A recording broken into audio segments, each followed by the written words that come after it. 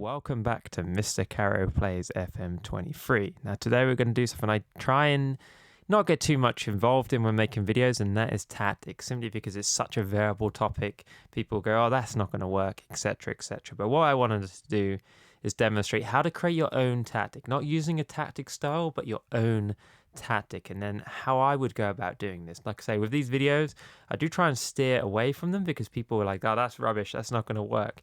It's at the end of the day, it's experimenting and making something work for you. So to create a new tactic, obviously we hit our plus button there, we go create new tactic, and like I say, we're going to choose our own style, not one of these styles that is there and just for reference purposes. The ones with ticks are the ones that they say that your team kind of would prefer to work within. Okay, park the bus, never one I would personally choose, but happy days if it works. So we're going to create our own style. Now within this, you've got to kind of think about this. Do I want to have my 4 defenders? Do I want to have, see what the options are? You know, it's not really giving you a choice of defenders in there. Okay, so you choose a formation. Now for me, when I'm doing these kind of create your own tactic, I just choose a straight 4-4-2, if I'm honest.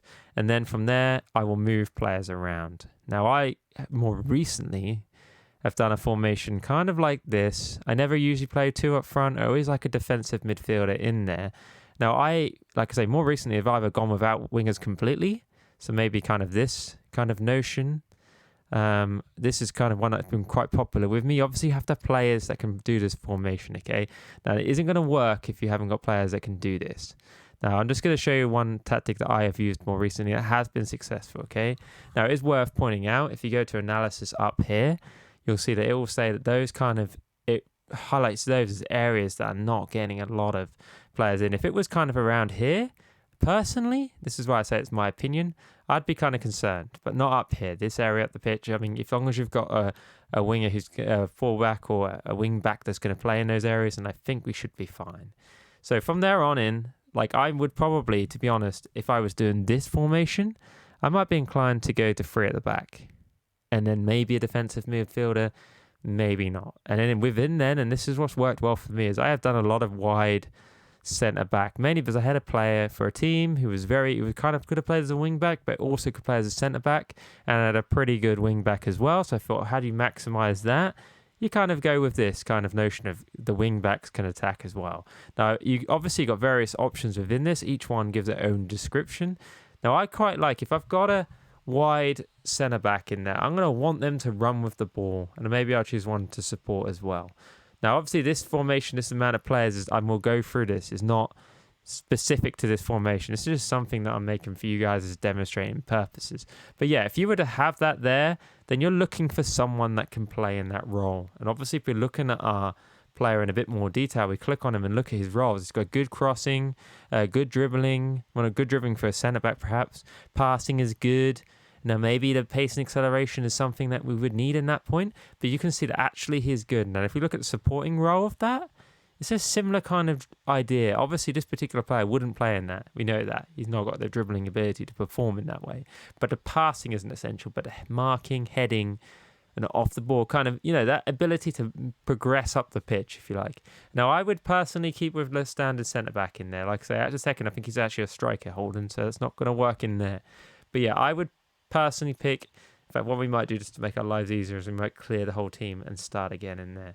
So yeah, at the second, we've got no players playing in there. Now, obviously, we've got our wing backs here. Now, I would say at this point, you've got a couple of options. I would tend to leave them on automatic, simply because automatic duty, the wing back will switch between defend, support, and attack. Now, you've got to remember that we've got our wide centre backs playing as an attacking centre backs, and we don't want to completely say wing backs go all the way forward, run forward, attack, because that may not work in our favour. So I may leave it like that. Now, if I was playing like this, if I had have gone for an attacking midfielder, then I would probably want to put one as maybe a ball winning player. And then that at the second, we're overloading this area. So we're probably not going to want a Mazzola in there, because we're starting to, in my personal opinion, to overload that winging kind of area. So I would probably just want to have maybe a playmaker in there just to add a little bit of creativity. And maybe in here, maybe we would just have a normal central midfielder that we could kind of play around with what right responsibilities that we want to do. Don't forget that when you choose specific positions, that some options, some traits, if you like, are taken away from you. In this case, advanced playmaker, which I never really truly understand, does not shoot as much as perhaps an attacking midfielder would. Now, I would tend to, for me personally, would tend to leave the attacking midfielder because you can do a lot more with what traits you want to do. Now, it is worth saying when you add responsibilities in, you can take a little bit of free will out of your players if you like, and make them play in a specific way that they're not meant to do. That is possible to do that by overloading it. So you have to kind of find a good balance there. Now, obviously, with this, if you picked a style, someone would be selected. With this notion, you kind of have to say what you want them to do. Now, again, the same principle to overloading a play, you can also overload the tactic screen as well. Now, I would probably say if you're going to play that way, you probably don't want to overlap because you haven't got wingers. You probably do want to play out from your defence because that's kind of the notion that we're playing here. Now, whether you hit the early ball in or work into the box, I think work into the box is probably a good option here, personally. And then maybe you want to go for shorter passing and higher tempo in there, or standard tempo.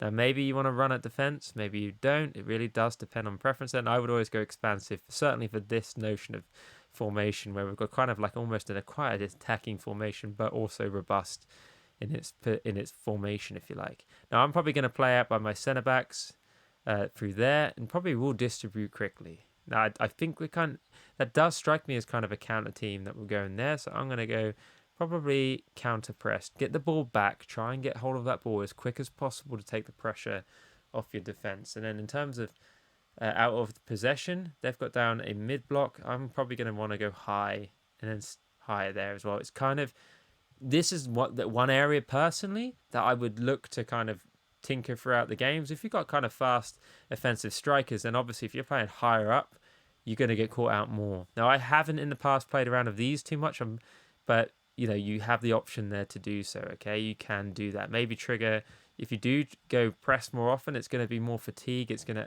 to wear out your players quicker. However, obviously, if you maybe to start off with it, in order to build that lead, maybe that's an option you would go with.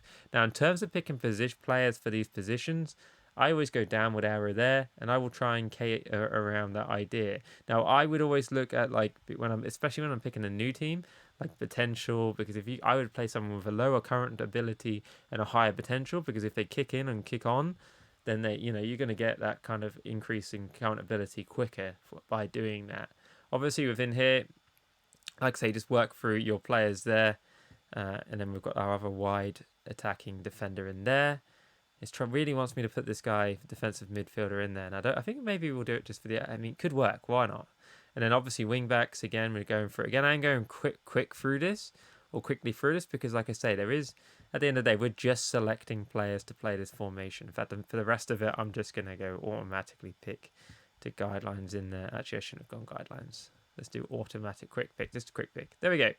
Quickly pick players moved around in there. Now, the last thing I'm going to do about talking about tactics is we're going to look at how we can personalize these roles, okay? Some of them are already populated and some of them are more specific than others, but the key ones to look at is attacking midfielder and central midfielder, because these ones allow us to do what we want in this position. So if you've got a player who's good at dribbling, then maybe you want him to dribble more. It's kind of an obvious notion there. Player that's got good at shooting, maybe we'll encourage him to shoot. And the same kind of flows through whatever. But like I say, don't forget, the more you add in here, the more personality you're taking away from that player. Now, some people could argue that. Fair enough. Like I say, this is all about opinions. But personally, I do want to give my players some creative freedom as well. You wouldn't tell Messi to do everything on the ball. He kind of knows what he needs to do, and you're just trying to kind of coach that out of him, so to speak. Again, maybe more dribbling for that guy, 17-year-old. And then so forth. So you are slowly building up. It's worth pointing out that was not highlighted until I clicked dribble more. So as you add stuff, that ability to hold up the ball is now gone. Now, obviously, if I did that, dribble more goes. So yeah, you got the notion there. You can kind of add in what you want. Now, if you like this video, please give it a like and subscribe. Hit that notification button for more videos. Thank you and goodbye.